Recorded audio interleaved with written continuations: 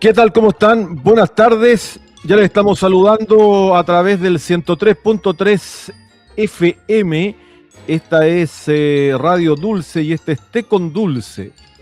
Té con Dulce Marga Marga. Té con Dulce Marga Marga.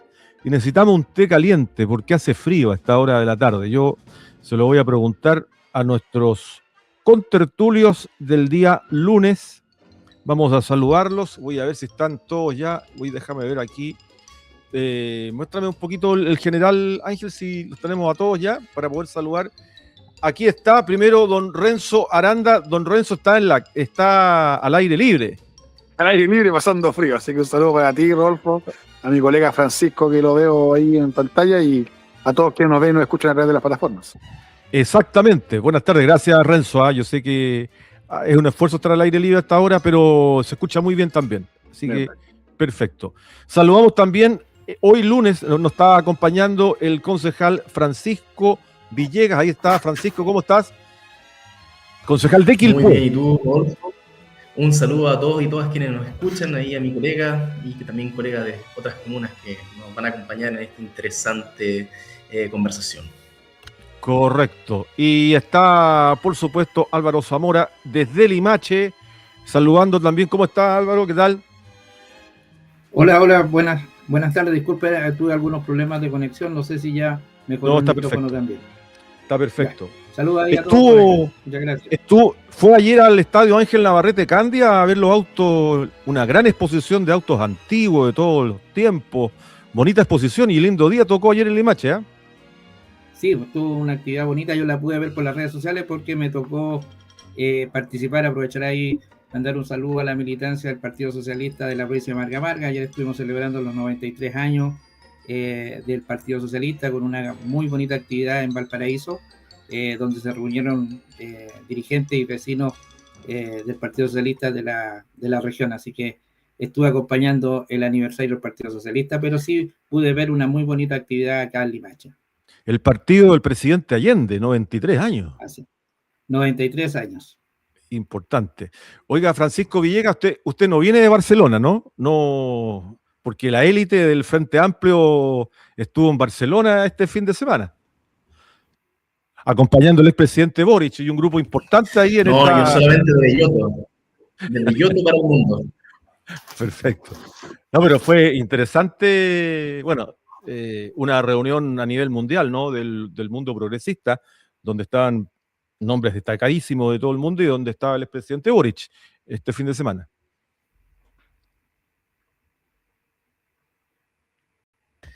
Siempre importante el encuentro político y ver los problemas que están pasando en orden internacional, ¿no? Hoy estamos viviendo un contexto de alza del petróleo precisamente por cómo se da el tema geopolítico. Y todos los partidos, todos los sectores tienen sus convenciones para dialogar sobre la situación mundial, así que esperemos que haya salido todo bien, ¿cierto? Y que podamos tener formas comunes de enfrentar este tipo de situaciones, podamos llegar en algún momento a la tan anhelada paz. Correcto. Oiga, don Renzo, y este fin de semana se recordó al expresidente Patricio Aylwin. La Democracia Cristiana hizo un recuerdo importante, un homenaje al primer presidente de regreso de la democracia. A 10 años de su muerte, Rodolfo. Efectivamente, la directiva nacional visitó su mausoleo, estuvo con la familia también del expresidente, y evidentemente que es una figura que va tomando, yo diría con el tiempo, va tomando el espacio que se le debe dar al presidente Aylwin, dado cierto todo el significado que creó en la década de los 90, cuando ya asume la presidencia desde la transición hasta ya entregárselo definitivamente a Eduardo Frei Ruiz-Tagle. Así que es una figura que yo creo que con el tiempo la historia va a saber posicionar y dejarlo, cierto, como uno de los grandes estadistas del siglo XX. Así que con mucho orgullo, desde varios comunales también hicimos pequeñas reflexiones respecto de su persona, de su personaje, pero también de su gobierno. Sí, la figura de Patricio Elwin yo creo que es grande, esa gigante del tiempo, en un proceso de transición muy complejo y donde aún la figura de Pinochet como general de ejército y comandante en jefe del ejército era muy compleja. Vivió momentos muy complejos Ahí sí. ese periodo, entre el 90 y 94, pero bueno. Se salió adelante, que es lo importante, en un periodo difícil de la historia de Chile. Uno tiene que verlo también en esa perspectiva. Bueno, yo quiero comenzar aprovechando el tiempo, partir con temas locales, luego ir a lo nacional. Hay mucha información, esta es una semana bien importante en la cual a nivel parlamentario hay discusiones que son fundamentales. Todavía no se tiene claro en qué momento va a ingresar el proyecto de ley de reconstrucción, de reactivación, tiene varios nombres a esta altura y todavía son intensas las negociaciones para que estén los votos para la idea de legislar. Después entiendo que será compartimentado, será compartido en diferentes comisiones de la Cámara de Diputados. Eso todavía está por verse cuáles serán y cómo será esa discusión. Pero partamos por lo local. Francisco Villegas, lo hemos invitado, tú estás en varios proyectos locales que tienen relación con el desarrollo de la comuna, con el desarrollo también de temas de salud. Cuéntanos un poco sobre esos temas. Perfecto, Rolfo, gracias por la pregunta. Efectivamente, estamos trabajando desde ya hace unos meses en un futuro proyecto de cultura. Yo soy presidente de la Comisión de Presupuestos y me toca liderar, ¿Ya? digamos, que esa disposición presupuestaria a nivel comunal. Y el año pasado intenté asegurar una pequeña glosa presupuestaria para un fondo de cultura. Lamentablemente esto se dio, esta conversación se dio muy cercano a la fecha límite. Sin embargo, logré comprometer unos 10 millones de pesos para un fondo de cultura que hoy en día ya estamos trabajando en las bases y pronto se va a presentar al Consejo Municipal. No sé si tú ubicas más o menos lo que son estos fondos del Ministerio de la Cultura que pretende beneficiar a los artistas en forma individual. Nosotros pretendemos traer eso mismo, pero evidentemente en menor escala acá a la comuna, cosa de favorecer la carrera artística, poder levantar proyectos en el orden del patrimonio, de las culturas, de las artes, en distinto orden y dimensiones. Así que estos fondos a nivel municipal no son muy conocidos y es algo que pretendo que podamos establecer para poder finalmente propender a una ciudad con mucho mayor, digamos que apoyo a nuestros artistas locales, que tenemos tantos y sin embargo aún así son tan invisibilizados digamos que en su quehacer artístico y cultural. Sí, es muy importante lo que tú señalas. Creo que hay un mundo a veces muy diverso y con muchas ganas de realizar actividades artísticas, de desarrollar su talento de manera individual o en grupo, ¿cierto? Y que eso sea trascendente. Este espacio o este proyecto lo deseas, todavía no se ha escrito, no tienes claro todavía lo que significa la norma o cuáles serán los procedimientos? Sí, mira, en este momento está en revisión jurídica, va a ser inicialmente, porque igual esto puede modificarse porque tiene que ser puesto en conocimiento del Consejo Municipal, pero inicialmente sería para personas naturales, sería de 1 millón de pesos y el proyecto tiene un fondo de 10 millones de pesos, es decir, podría financiar aproximadamente 10 proyectos. Inicialmente no es tanto, pero como pasa con todos los proyectos, la idea es que postulen personas, ¿cierto? Lo adjudiquen, esto sea visibilizado y que para el año presupuestario próximo podamos destinar mucho más recursos, incluso destinando y ampliando un poco estos fondos. Pretende ser un poco como el Fondart y una de las sentidos de evaluación que tiene esto es que recopile o potencie, digamos que una subjetividad quilpueína, es decir, que pretenda robustecer la idea de qué es Quilpué, potenciar Quilpué. Y por eso también tiene una línea patrimonial donde a mí me gustaría, por ejemplo, que avanzáramos en reconocimiento hacia las hilanderas, que no está dentro de lo que es una glosa reconocida por parte del ministerio. Tenemos temas de las pircas, por ejemplo, que tampoco han sido establecidas como monumento porque no han habido recursos, digamos que no han habido proyectos para hacer este tipo de estudio. Entonces, En nivel de patrimonio hay harto todavía que hacer y por cierto que hay iniciativas propias, ya sea de tejido, ya sea de distinto orden en lo que es arte y cultura que podemos potenciar. Ahí es un mundo que se puede visualizar, pero siempre el foco es que deje algo a Quilpué y que potencie esa identidad comunal. Y lo mejor de Sí, todo esto también es que es un fondo bastante vanguardista en ese sentido. No hay muchos correcto. municipios que lo tengan y nosotros queremos finalmente, cuando la gente piensa en qué es Quilpué, poco se le viene a la mente. Yo creo que esta es una oportunidad para ir diseñando ese imaginario de qué es Quilpué. Sí. Oye, hay un punto que quería hacer a propósito de esto. Hay una joven de Quilpué que vive en Los Ángeles, California, que va a ser parte de la película de Michael Jackson. Ella es Fresia Belmar. Ella estudió, si no recuerdo mal, en el Liceo Artístico Gronemeyer. Salió de allí, ella es guitarrista, canta también, y es parte de la película de Michael Jackson, eh, que llega ahora a las pantallas, no sé si en plataforma o en cine. Pero ojo con el nombre de ella, que es de Quilpué y que es un artista que salió de acá y que se fue a Estados Unidos eh, para poderla reconocer también. Hay un punto ahí. Renzo, algo local. Estábamos viendo en la ronda de impacto. ¿Podemos ir con lo policial o no?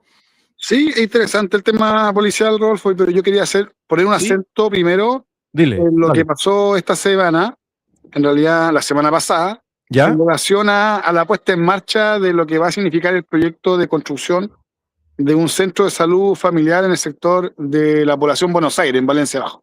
Ah, perfecto, tienes Y, razón. y lo quiero colocar como tema importante en la comuna porque durante muchos años, desde que yo conozco ese barrio y desde mucho antes, ¿cierto?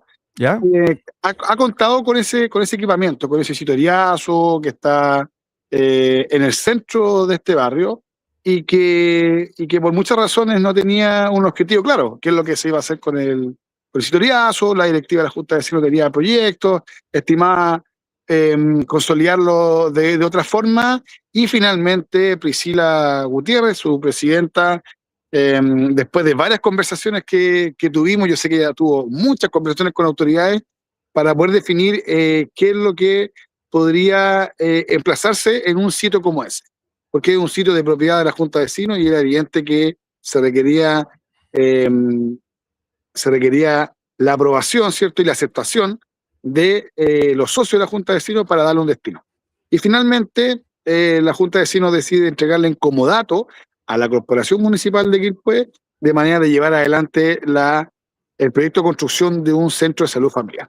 Y estuvimos con las vecinas, con los vecinos, dirigentes de los consejos locales de salud, de distintos consultorios, del consejo consultivo del hospital también, y fue una ceremonia tremendamente relevante para la población de Buenos Aires. Yo espero que en un tiempo muy acotado, 18, 24 meses, podamos ya comenzar a ver el inicio de las obras de una construcción de un centro de salud familiar que va a ser uno más para aportar y robustecer el sistema de atención primaria de salud. Entonces quería partir con eso, Rodolfo. No, perfecto, me parece súper interesante. Oye, una pregunta, ¿cuenta pública en Quilpué cuándo es? ¿O ya se hizo? No se ha hecho todavía. Miércoles 29.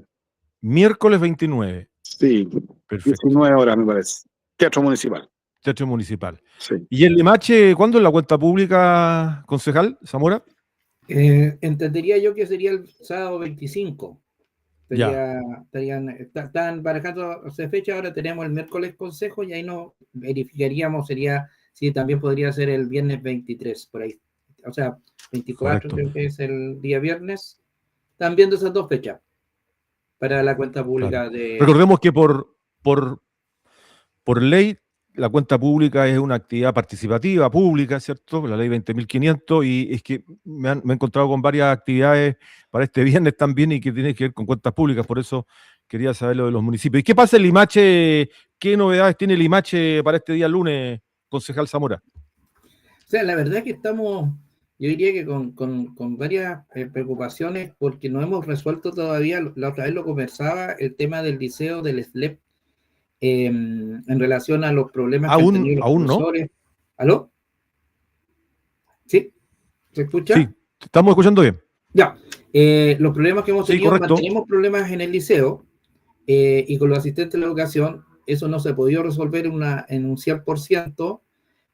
Hay mucha molestia en la comunidad escolar, si bien las clases se han retomado de manera normal, sigue esta situación complicando. De hecho, en el último consejo definimos retomar la Comisión de Educación como para poder reunirnos con los dirigentes y también para buscar soluciones, apoyar desde el municipio a buscar soluciones, porque nos preocupa que se esté generando esta situación ya de manera permanente y donde hay sueldos impagos o menos sueldos de los que corresponden. Entonces, es un tema que nos tiene complicado.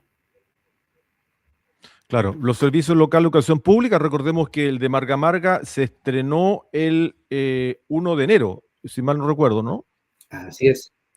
De hecho, se hizo una ceremonia en Villa Alemana, donde se realizó el traspaso formal. Pero la verdad que a mí me preocupa. Yo soy un convencido de la educación pública y espero que busquemos una buena solución, porque creo que los SLEP son una oportunidad, pero cuando se producen estas situaciones, la verdad que las municipalidades, que sobre todo los alcaldes que les ha costado tanto soltar la educación municipalizada, tienen argumentos hoy día como para criticar de una manera bastante fuerte esta instalación. ¿Cuál ha sido la experiencia en Quilpué por lo que ustedes han conocido, Francisco, parto contigo? ¿Cuál ha sido la experiencia del LEP en Quilpué, los colegios de Quilpué, la escuela, liceo? Mira, la experiencia que hemos tenido acá es que somos la única comuna que no ha firmado un convenio de colaboración con el SLEP. Ustedes sabrán que acá la provincia es una provincia que se ha posicionado como en contra del traspaso. Los alcaldes querían mantener la educación en las comunas. Y en ese sentido, por ejemplo, tuvimos una comisión en algún momento en consejo donde quedó establecido, vino el SLEP a exponer acá y que estábamos pasados, si mal no me equivoco, en octubre, noviembre del año pasado y la corporación aún no había enviado el maestro de pagos al SLEP. El maestro de pagos finalmente son todas las anticipaciones que tenía que tomar el servicio para realizar bien las remuneraciones. Hoy en día algunas comunas tienen problema en el pago de remuneraciones, ya sea en tiempo, en forma, en cantidad. No quiero pensar que eso fue producto a que el traspaso no ocurrió como debió haber ocurrido. Y eso en parte un poco por la posición ideológica de la actual administración de intentar frenar a toda forma el proceso del traspaso. Hoy en día vemos esos problemas. Adicionalmente, bueno, han habido unas pequeñas polémicas que se han dado a nivel comunal, por ejemplo, respecto a las becas, que tienen las becas, no recuerdo el nombre, pero es con la PUCB, donde hay alumnos que son destacados y reciben estas becas. Eso hoy por hoy se subsanó también, y al menos lo que yo observo por parte del SLEP son todas las intenciones de poder mantener el servicio de la mejor forma posible. Traspasos como estos siempre tienen algunos percances, pero finalmente yo creo que, acuerdo como lo he visto yo, la información que he manejado, al menos en los servicios o en los establecimientos educacionales de Quilpué, han dado a veces a tirones, pero relativamente en orden. Claro, recordemos que los servicios locales de educación pública son una política pública que llevan un cronograma de instalación, ya viene desde hace bastante tiempo, desde el periodo anterior al presidente Boric, había iniciado su instalación. Renzo, ¿cuál es tu mirada? ¿Qué ha pasado en Quilpué con el servicio local de educación pública? Deben pasar las complejidades de la instalación de un nuevo sistema. Esto es parte de la reforma educacional de la presidenta Bachelet. Así es. En su época, y efectivamente yo recuerdo, porque yo estaba trabajando en esa época para el senador Walker, que era integrante de la Comisión de Educación, y yo recuerdo en esa época la dificultad y el conflicto que generó la creación de estos servicios, porque recordemos que durante 20 años la marcha del Colegio de Profesores a nivel nacional era la desmunicipalización. Ellos, por todas las razones que pasaban en los municipios, no querían depender nunca más de los municipios y no querían que sus empleadores fueran los alcaldes.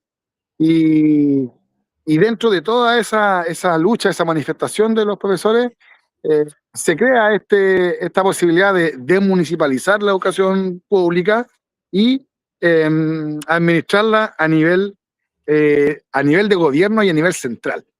Pero, evidentemente, es difícil que un ministerio se haga cargo de la magnitud de lo que significa las plantas docentes a nivel nacional y, por consiguiente, se crea esta idea de crear estos servicios que en la práctica el Estado lo aplica en muchas temáticas, en muchos ministerios. El Ministerio de Vivienda tiene un servicio, que es el Serviu. Así es. El Ministerio del Deporte, por ejemplo, tiene un servicio, que es el IND, y se le ocurrió entonces que en educación, como el ministerio era muy difícil que pudiese abarcar la administración de la educación, creara servicios. Salud también tiene sus propios servicios, el ministerio a través de los servicios en salud. Entonces se veía una buena práctica, pero la creación de un servicio con la planta docente de estas características, con la particularidad de la provincia, con las complejidades que esto significa, comunas urbanas como Quilpué Alemana, comunas semiurbanas, ¿cierto? Rurales como Limache Olmué, las condiciones socioeconómicas de las comunas es dispar, las condiciones de cercanía a los servicios es muy dispar y evidentemente tiene muchos desafíos el SLEP Marga Marga y yo espero que tengan la capacidad durante este año donde está debutando en su primer año, espero que puedan hacer todos los ajustes necesarios para que la educación pública de verdad repunte y sea una alternativa para las familias de la provincia de Marga Marga. Exactamente, y lo otro tiene relación con el desarrollo de la infraestructura, que, a ver, por ejemplo, el ejemplo que conozco yo más cercano es el de Valparaíso, que lleva más tiempo, que es del 2021, donde el trabajo en infraestructura, el trabajo en avances ha sido importante, ha logrado generar mejores condiciones, lógicamente, para una mejor educación, sobre todo los espacios públicos, el liceo marítimo, etcétera, donde se ha trabajado en eso. Desde lo administrativo tiene que relación con, efectivamente, pagos a tiempo, tiene que ver con sistemas de equilibrar pagos anteriores y los que tienen los servicios locales hoy, asimilar los pagos, por lo menos que los sueldos sean parecidos, similares o mayores, que es un tema que se ha ido discutiendo a propósito de los grados en los cuales se encuentran distintos funcionarios y profesores. Pero como bien dicen ustedes, efectivamente, mi sensación es que este es un proceso que está en marcha, que lógicamente debe tener ajustes, puede revisarse, pero es la fórmula en que algo que veníamos señalando hace mucho tiempo, que era la desmunicipalización de la educación, que pasara a manos de servicio o del Ministerio de Educación, en este caso Servicios de Educación, para mejorar la calidad y para mejorar sobre todo el estado de infraestructura y de docencia en la educación pública nacional, que creo que eso es tremendamente importante.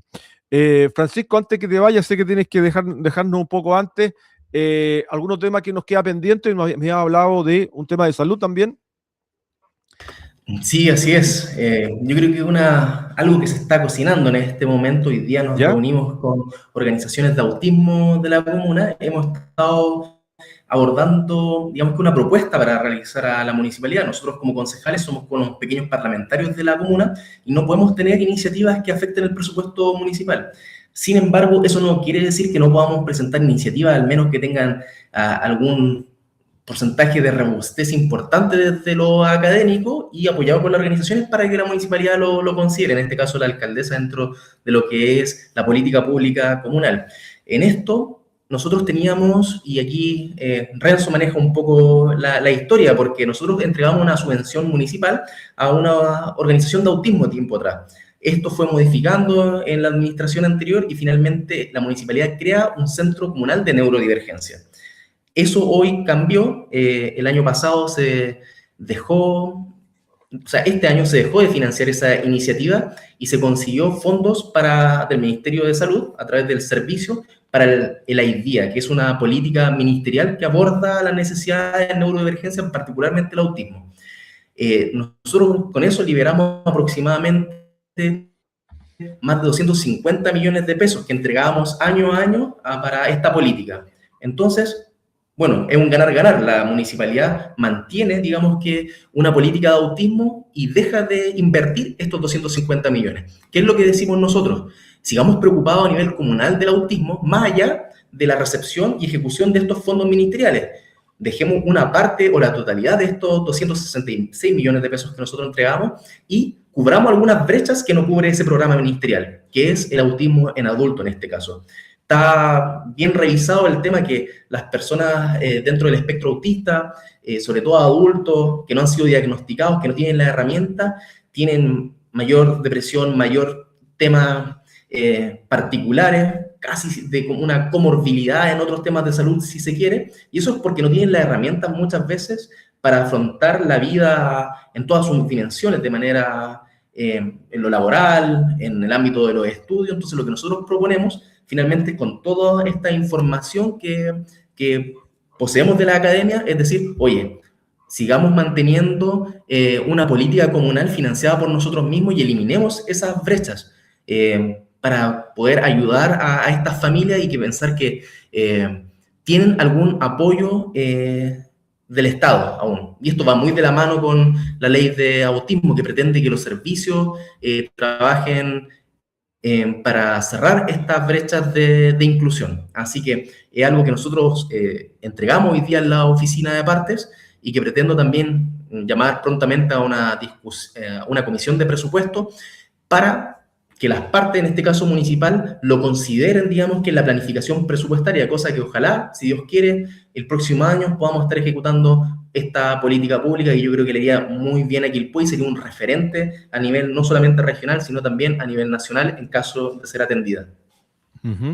Renzo Aranda, tú conoces lo habíamos hablado el otro día a propósito de la visita a la primera dama hace un par de semanas, recuerdo, ¿no?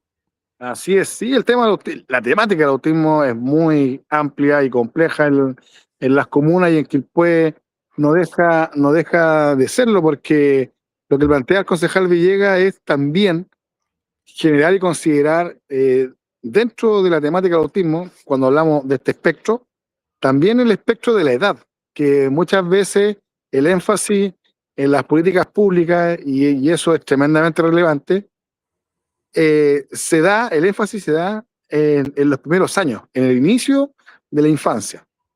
Y la mayoría de los recursos se ponen ahí, se colocan ahí.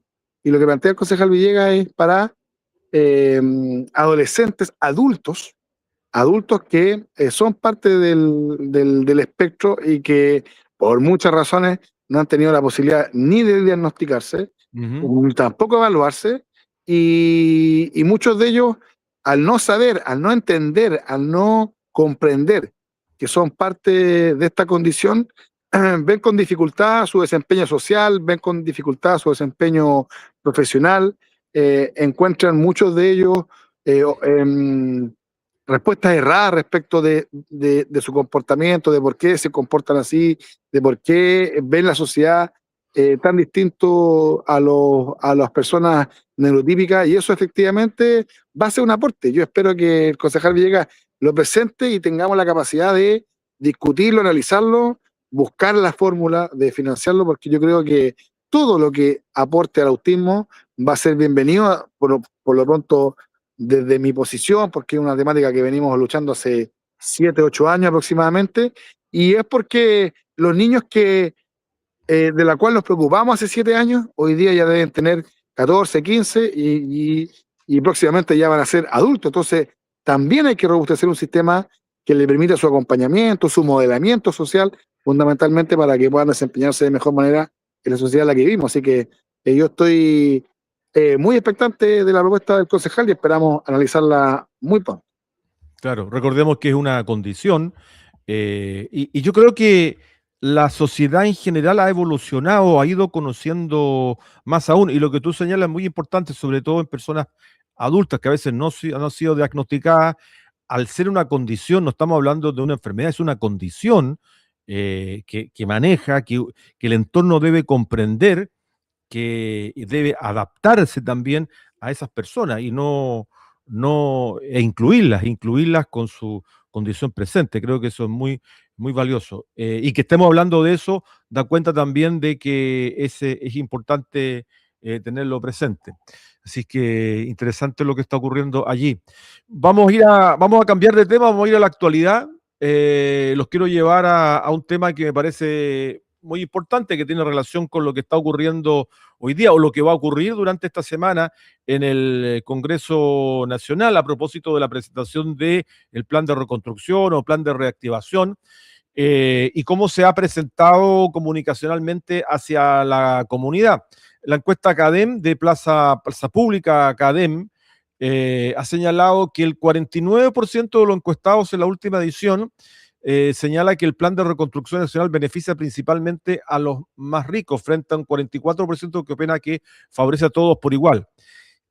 Principalmente, y pensando en que el corazón de la propuesta está en la variación del impuesto corporativo, la variación del impuesto a las empresas de 27 a 23%, que si bien es cierto va a ser gradual, pero es una baja a los impuestos de las empresas. En términos generales, la que dice la encuesta, el análisis radica que el 45% está de acuerdo con el plan y 49% está en desacuerdo. Eso en general con el plan de reconstrucción. Con respecto a el tema de los impuestos, ahí hay un paso importante y distinto, porque el 60% de los encuestados señala que no está de acuerdo en que se le rebaje a las empresas el presupuesto, el impuesto. Y ese es un tema central que yo creo que va a tener que discutirse y que de alguna manera la opinión pública está mirando con atención y que en definitiva va a entrar dentro del paquete que se está llevando adelante para su discusión a partir de esta semana. Álvaro Zamora, ¿cómo ves tú esta situación, esta discusión ya más en detalle de lo que está ocurriendo y cuál es la sensación pública que uno va, la sensación ambiente de la gente de a pie? Bueno, lo primero que hay que decir que esta fue que este paquete de medidas viene después de dos situaciones bien complejas que vivió el gobierno. La primera fue la alza de las bencinas de la manera como se produjo. Nosotros lo estuvimos conversando acá en primeros programas respecto al impacto que esto ha generado en la sociedad y particularmente cómo esto ha golpeado el bolsillo de los vecinos y vecinas más vulnerables y en general se ha sentido mal. Se siente como una mala política y además, como tú bien lo decías, muy mal informada. Y a esto le sumas un elemento que tiene que ver con la imagen de lo que representa hoy día el gobierno. Y creo que el almuerzo en la moneda, como imagen, más allá de que si es tan o no tan importante, golpeó muy fuerte y se asoció mucho con el tema de que este es un gobierno que está más bien preocupado de favorecer a los ricos, que está un poquito desconectado de la realidad. Tú tienes un almuerzo en la moneda y al mismo tiempo le subiste el combustible a las personas, le volviste a subir hace unos días atrás, el día jueves, o sea, le volviste a subir la benzina. Entonces hay una desconexión muy fuerte y cuando viene el presidente y los ministros y representan este plan de reconstrucción, la verdad que cuesta defenderlo cuando tú entre las medidas vas a bajar los impuestos de las grandes empresas, donde están precisamente las personas que supuestamente están desconectadas de la realidad. Ahora, para ser justo, el gobierno de Boric también presentaba un proyecto que venía con esas características de hacer una rebaja, porque la verdad que la media, y es la sensación, es la realidad, Chile tiene uno de los impuestos más altos de la OCDE incluso. Lo estuve revisando. Pero la sensación es que el ciudadano dice, incluso deberían subirle más los impuestos, porque ahí están quienes hacen la ganancia. Y yo creo que se está implementando muy mal, se está mirando con mucho recelo, y creo que una de una salida razonable para este tema tiene que ver con la separación en varios proyectos, porque creo que eso va a tener mayor viabilidad. Pero en términos generales se entiende perfectamente la mirada ciudadana, incluso pudiendo haber algunas diferencias con la realidad. Creo que el gobierno ha comunicado muy mal y además ha cometido errores importantes que los bolsillos de los chilenos hoy día lo resienten. Claro, fíjate que un 73% de los encuestados señaló que lo mejor para el país, dentro de la misma encuesta CADEM, es aumentar los impuestos a las grandes empresas. 73%, no rebajar, sino que aumentar. Un 88% estimó que deberían reducirse para las pequeñas empresas, mientras que un 91% opinó lo mismo con respecto a las personas naturales, a quienes ganan más. Y con respecto a al almuerzo, efectivamente hay un 60% que está, un 88% tenía conocimiento, se informó del hecho, y consultados por el uso del Palacio Presidencial para reuniones sociales, un 59% manifestó estar en desacuerdo. Hay toda una... Claro, hay toda una contradicción cuando tú hablas de un gobierno, y lo hemos hablado también, un gobierno austero, un gobierno de austeridad, de un presidente que se va a vivir a la moneda para ahorrarse el arriendo por parte de presidencia de una nueva casa más segura, pero realiza este tipo de actividades que, si bien las puede pagar él, son dentro de un espacio que es público y donde hay personal que es parte de presidencia, donde hay un movimiento que está relacionado con un gasto fiscal. Creo que es bastante contraproducente, aquí lo hemos dicho, que se realice hay algo en el relato que no coincide, y la gente, aunque sea un pequeño detalle, pero son finalmente como los grandes temas que van quedando. Bueno, ¿es esto, es austero o no es austero? Y yo creo que ahí hay un detalle importante para lo que es la imagen presidencial como tal. Renzo Aranda, ¿tú cómo has visto esto? Bueno, lo veo con la misma nivel de crítica que lo ve la gran mayoría de los chilenos, que el discurso a veces no va de la mano con el comportamiento, el relato a veces no va de la mano en cómo actúa la autoridad, y un gobierno de emergencia de estas características, donde la primera semana, ¿cierto?, anuncian que el país está quebrado, que no hay dinero, que a continuación la gran solución, ¿cierto?, la gran ocurrencia, la gran idea del ministro de Hacienda es quitarle el subsidio al MEPCO, y hoy día estamos cerca de los 1.500 y tantos pesos, tanto el petróleo como la 93, y junto con eso los mensajes contradictorios y los mensajes, yo creo que mensajes fallidos a la población. Esto de decir algo y comportarse de otra forma, yo creo que tiene al gobierno hoy día, lo tiene complicado comunicacionalmente. Y qué duda cabe que la debilidad también pasa por la manera en que se comunica, por la manera en que esto se genera para darle a entender a la comunidad que esto es más complejo de lo que significa plantear una campaña, ¿cierto? Pararse desde el lugar de la persona que viene a comprometerse, que viene a postular y que viene a iniciar ciertas nuevas formas de gobernar. Hoy día, estando allí, la verdad es que ha tenido más desaciertos que aciertos, y errores garrafales que le han impedido la instalación de un gobierno. Hoy día no sé todavía cuántos Seremi faltan, cuántos Seremi asumieron, cuántos de ellos renunciaron. Ya entonces hoy día se genera como una mofa respecto de esa situación, y yo creo que eso también genera una ralentización en que el gobierno comience a despegar y analizar cuáles van a ser los proyectos para el año 2026. La reforma de la reforma miscelánea, lo primero que me imagino que van a hacer los parlamentarios, por lo menos de mi partido, va a ser hacer la consulta constitucional respecto de si es viable o no recibir un formato de ley miscelánea de esas características. Y a continuación, analizarla para ver si va a ser o no votado para que ingrese al Congreso y sea analizado. Esa es la segunda etapa, ver si van a estar los votos para recibir el proyecto e iniciar la discusión, y después, evidentemente, con posterioridad, el punto a punto, el tema a tema de cuáles van a ser los beneficios para la comunidad. Sí, la idea de legislar, que es la primera que debe votarse, ya no va a ser, si entra pareciera ser que va a ser el día miércoles que ingresará a la Cámara, pero la semana que sigue es distrital, por lo tanto no se discute. Va a pasar ya para el mes de mayo.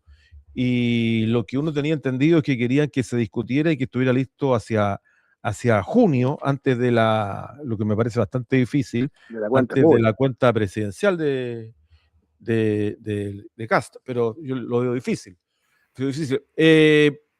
Mira, lo otro está relacionado con la crisis, para terminar la encuesta académica, que creo que es siempre interesante un poco revisarla, esta y Criteria, que son las que aparecen más semana a semana.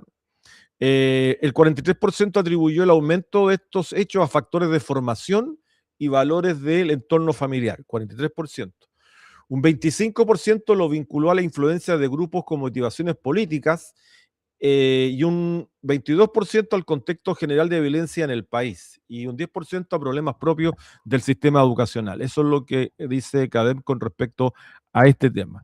Y nombro el segundo, la influencia de grupos con motivaciones políticas, porque de alguna manera se deslició desde Quilpué, desde la alcaldesa, que esto podría tener un origen, una motivación política, vale decir, esto de suspender las clases, de colocar, cosa que yo creo, a mi juicio, me parece bastante alejado de la realidad, entendiendo que tal vez son otros los problemas que están, detrás de esta motivación, el anuncio de suspender las clases, etcétera. No sé cómo lo ves tú, concejal Zamora. Álvaro. Sí, mira, yo creo que estamos frente. Hay muchas de lo que se dice, es cierto. Yo creo que hay temas familiares, educacionales, culturales incluso, pero no tienen que ver con esto, con un tema de motivación política. Yo creo que más bien tiene que ver con una realidad que nos ha costado ver y que revienta, no solamente con lo que fue el proceso de lo que hoy se conoce como el estallido social y el tema de la pandemia, que generó procesos socioemocionales muy complejos para la familia, encerrarse. Se vivieron situaciones complejas desde el tipo de la violencia, del encierro, de la capacidad de socializarse, y luego volvimos a una realidad que ya era muy distinta. Por lo tanto, hay muchos factores socioculturales que tienen que ver quizás, y las modas y las redes sociales tienen que ver con esto, porque como ejemplo, aquí en Limache ya hay varios establecimientos donde han aparecido, por ejemplo, rayados, llamando a tomar, que van a haber situaciones de violencia en los establecimientos. Yo no lo veo como una motivación política, yo lo veo como una realidad compleja que no es, que tiene que ver con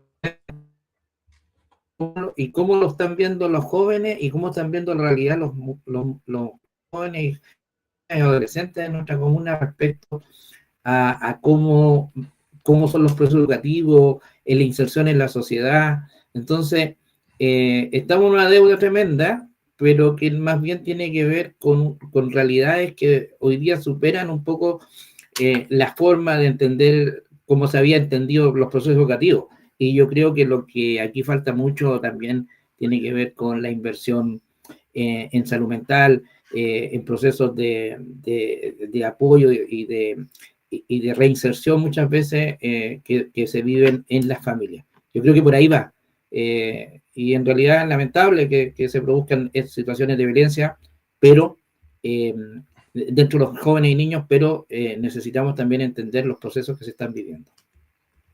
Renzo Aranda, tu mirada con respecto al tema de los colegios, que lo hemos venido abordando, porque de verdad creo que es tema de conversación de la familia, porque lo estamos viviendo, porque hay una preocupación, porque esto se ha repetido, porque hay querellas, porque hay una investigación judicial y no se ha detenido ahí todavía.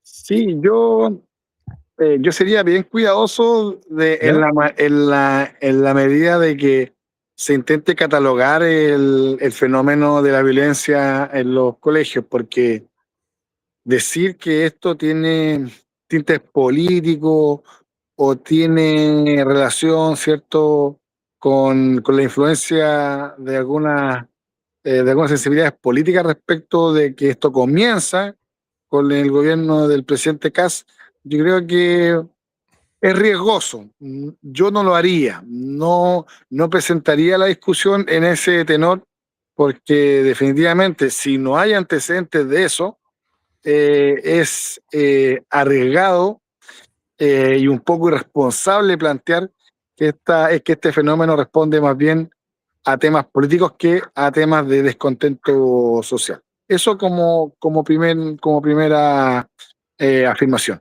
Y a continuación, el fenómeno de la violencia en los colegios hoy día tiene además una repercusión nacional muy grande. Estamos en la era digital, en la era de las comunicaciones rápidas, ¿cierto? De las comunidades digitales, cosas que hace 10, 20, ¿cierto? 30 años atrás esto no sucedía. O sea, a lo que más podíamos acostumbrarnos a ver hace 20 años atrás, ¿cierto? Era el llamado a una marcha, ¿cierto? Donde se panfleteaban en los establecimientos, ¿cierto? Donde se pegaban los murales y el llamado de los estudiantes se convocaban a marchar para manifestar el descontento. Hoy día, más bien eso responde a tendencias juveniles mundiales, que son retos, desafíos, cosas de esa envergadura que yo creo que del grueso de las cosas que pasan, por lo menos en Chile, responde a eso. Y un porcentaje menor responde a grados de violencia, que son cuadros o situaciones que son completamente, que son parte de la realidad escolar. La violencia siempre ha existido y lo hace que hoy día se manifiesta mucho más rápido, ¿cierto? Nos enteramos de las cosas que pasan, pero la violencia escolar, todos los que pasamos, ¿cierto? Durante muchos años por los establecimientos educacionales sabemos que las peleas, los golpes, las amenazas son parte de las situaciones que se viven en los establecimientos educacionales y es parte también del trabajo que tiene que hacer la comunidad educativa respecto de que la enseñanza y el aprendizaje tiene que estar también enfocado en cómo se resuelven estos conflictos. Entonces, con esa segunda afirmación yo diría que es parte de la dinámica de la educación. Evidentemente, en ningún caso esto se justifica, pero hay que abordarlo en la medida de que el Estado tenga todas sus capacidades desplegadas para poder hacer intervenciones quirúrgicas, porque estamos hablando un caso por establecimiento, muchos de ellos un caso por ciudad, entonces son casos relativamente sencillos de tomar, ¿cierto? Y de aplicar, ¿cierto? Mecanismos que permitan la identificación de la problemática profunda, qué es lo que se requiere para esa familia y cómo entonces estamos dispuestos y preparados para colaborar y ayudar a que estas cosas no vuelvan a pasar. Ahora, medidas como la revisión de las mochilas, que tengamos que revisar con detector de metales la entrada de todos los alumnos, medidas que se están discutiendo hoy día en el Parlamento, ¿son alternativas, son demasiado invasivas o son necesarias de tener, Álvaro Zamora? Mira, la verdad que es un tema complejo de ser, que diga, yo creo que no, en primer lugar, creo que es el peor de los mundos, de lo que uno quisiera de la realidad educacional, y yo creo que debemos apuntar a que tengamos espacios libres de violencia en los establecimientos educacionales. Pero la realidad también implica ciertos grados de responsabilidad y a veces tomar decisiones que no son las que a uno quisiera. Creo que el tema de las mochilas no es muy razonable, porque hay una invasión particular de la situación, de la privacidad, pero sí creo que se puede avanzar en algunos casos porque hay historial de violencia importante, porque respecto al tema del detector de metales, yo creo que hay cierto consenso en la comunidad escolar respecto, en particular, no en todos los establecimientos, porque eso yo creo que también hay que tener capacidad de focalizar las situaciones donde efectivamente ocurren y no generalizar, porque lo que pasó en Limache, por ejemplo, pasó en un establecimiento en particular, pero los demás establecimientos escolares absolutamente en tranquilidad, con comunidades escolares bastante normales, que podrán haber, como decía Renzo, situaciones, porque en educación es complejo, porque conviven personas y una gran cantidad de personas, por lo tanto, obviamente se producen diferentes situaciones. Pero esto pasó en particular en un establecimiento educacional, y esto después se transformó como una especie de moda, por ejemplo, el tema de los rayados. Pero si tú quieres, pero también la educación tiene que dar algunas señales de cierta tranquilidad a los apoderados. Porque, por ejemplo, en estos establecimientos donde han aparecido estas amenazas, por darte un caso, los profesores están en una situación compleja, tensa, pero también los apoderados, muchos deciden no mandar a los jóvenes al establecimiento escolar, y ese es el objetivo quizás de este tipo de situaciones. Entonces, yo creo que hay que ser responsable, yo creo que hay que saber focalizar y tener mucho cuidado también con lo que es la dignidad de nuestros niños y niñas. y adolescentes, porque también está en eso el tema de no generar más violencia. Si tenemos la capacidad de entender los procesos educativos desde lo socioemocional, yo creo que también tenemos que ahí hacer la gran inversión respecto de cómo trabajar con las comunidades. Uh-huh. La pelea del mes de marzo, una que se viralizó en redes, que fue muy, muy publicada, muy conocida, ¿eso respondía al liceo o a un colegio particular, como dices tú? Eso fue en el liceo, el antiguo Liceo 37, hoy Liceo Limache, y efectivamente se produjo ahí, fuera. Ahora, habían venido situaciones de peleas dentro del liceo en particular que se habían viralizado en años anteriores. Esto no es una situación excepcional, ya se habían producido situaciones porque también, y eso hay que reconocerlo, hay bandas de narcotraficantes como fenómeno hoy día delictivo que se ingresan a los establecimientos escolares de una u otra manera. Entonces ahí, y esto genera obviamente situaciones muy complejas de consumo de drogas hoy día en nuestra juventud de una manera alarmante. Ahí tenemos un problema serio, tenemos que invertir mucho respecto a políticas preventivas. Sí, estoy de acuerdo en eso. Creo que además el entorno, por de pronto, allí mayor presencia policial, aunque sea meramente de presencia, creo que es importante, sobre todo pensando en la salida y sobre todo el entorno. No tan solo en Limache, no quiero estigmatizar, en otros puntos también, Villa Alemana, en Quilpué, donde de pronto salen grandes grupos de escolares, donde hay discusiones, donde se terminan golpes, donde ha habido incluso armas blancas, pero donde efectivamente también hay preocupación por el consumo y la venta de droga en las cercanías de los establecimientos educacionales. Renzo, ¿Qué acercamiento tiene a este tema? Bueno, en Quilpué nosotros hemos tratado de generar el mayor vínculo posible con las comunidades educativas, a propósito de que ya hoy día dependen del SLEP, pero que de igual forma las comunidades educativas están vinculadas al municipio y en el caso nuestro a los concejales, centros generales de padres, ¿cierto? Comunidades organizativas que trabajan dentro de las comunidades educativas. Hay muchos clubes deportivos asociados a los establecimientos educacionales. Hay una gran parte importante de la comunidad organizada que todavía está vinculada a los establecimientos educacionales. Y ahí, evidentemente, es fortalecer el trabajo colaborativo que tenemos. Si podemos colaborar presupuestariamente, lo vamos a seguir haciendo. Si podemos colaborar también en la idea de poder profundizar algunas políticas comunales de prevención, sobre todo, y que tenga que ver con la promoción de actividades más saludables.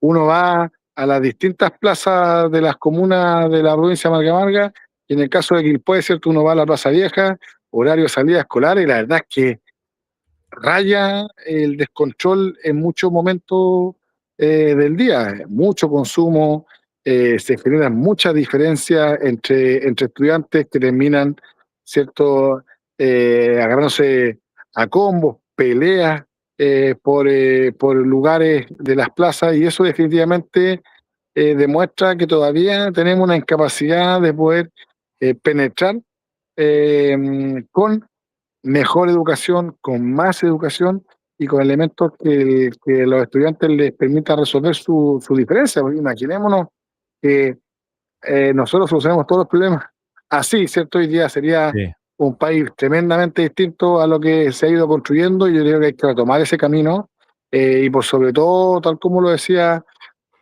el concejal Zamora, la educación socioemocional. Yo creo que ahí tenemos un gran desafío. Nos preocupamos por mucho tiempo de la infraestructura, nos preocupamos mucho tiempo, a lo mejor no lo hemos logrado, pero nos hemos preocupado mucho tiempo por la carrera docente. Nos hemos preocupado también de los entornos familiares y algunos estímulos para que las familias envíen a los estudiantes a los establecimientos. Les colocamos transporte de locomoción para que accedan a los establecimientos. Políticas como alimentación, uniforme, escolaridad, etcétera. Y todavía no le hemos puesto el énfasis a la salud mental, a la salud socioemocional. Yo creo que ahí está el gran desafío de la próxima década. Sí, totalmente de acuerdo. Además, con el uso de las tecnologías, la vinculación con las tecnologías, se conversaba con un especialista a propósito de la adicción que generan los algoritmos, que están preparados para que generen dependencia, y eso mismo en los espacios de juegos violentos, donde el entorno se convierte incluso del juego violento, hace que repercuta mucho en la relación de los jóvenes, adolescentes, de niños. Bien, son las 8 de la noche, estamos casi llegando al final del programa de hoy lunes, este té con dulce para Marga Marga, Olmué, Limache, Quilpué, Villa Alemana. Se excusó el concejal Góngora, por si acaso, ¿ah? No es que haya abandonado el panel, sino que tenía una actividad hoy día que nos señaló con tiempo. Hoy, antes de terminar, la película biográfica titulada Michael se estrena el 23 de abril, me escriben acá, 23 de abril, día jueves. Y efectivamente, la cantante y guitarrista chilena interpreta a Jennifer Batten, que es una histórica guitarrista, una músico de sesión estadounidense que justamente acompañaba en las giras y en las presentaciones en vivo a Michael Jackson, al gran Michael Jackson, que vino a Chile una vez, el año 93. Yo era más chico, era más joven, todos eran más chicos, pero estuvo en Chile Michael Jackson, no fui a verlo al Estadio Nacional. 8 años, 93, imagínese. ¿Usted? Sí. Era un niño pequeño. Sí. Bueno, muchachos, muchas gracias por acompañarnos. Gracias. Concejal Renzo Aranda, está la tarde, así que cuidado, cuídese. Muchas gracias. Chao. Un abrazo, saludos. Gracias Álvaro Zamora en Limache, gracias concejal. Gracias, saludos. Gracias y nos encontramos el lunes abriendo la próxima semana aquí en Té con Dulce. Gracias Ángel por la puesta al aire. Soy Rodolfo Bayer, nos despedimos a las 20:02. Gracias por haber estado con nosotros, que estén muy bien. Gracias, siga la compañía de Dulce regresando a casa. Chao.